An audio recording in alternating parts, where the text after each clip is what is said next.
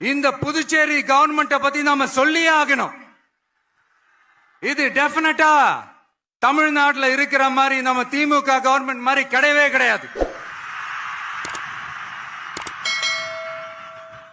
ஏன்னா வேற ஒரு அரசியல் கட்சி நடத்துற நிகழ்ச்சியாகவே இருந்தாலும் அந்த நிகழ்ச்சிக்கு தன்னெழுச்சியா வர நம்ம மக்களுக்கு பாதுகாப்பு கொடுத்து பாரபட்சமே காட்டாம இந்த கவர்மெண்ட் நடந்துகிட்டு இருக்கிறாங்க. அப்படிப்பட்ட இந்த புதுச்சேரி கவர்மெண்ட்டுக்கும் நம்ம புதுச்சேரி சிஎம் சார் அவர்களுக்கும் இந்த நேரத்தில் என்னுடைய மனப்பூர்வமான நன்றிகளை தெரிவிச்சுக்கிறேன். இத பார்த்தாவது தமிழ்நாட்டில் இருக்கிற அந்த திமுக கவர்மெண்ட் கத்துக்கிட்டா நல்லா இருக்கும்.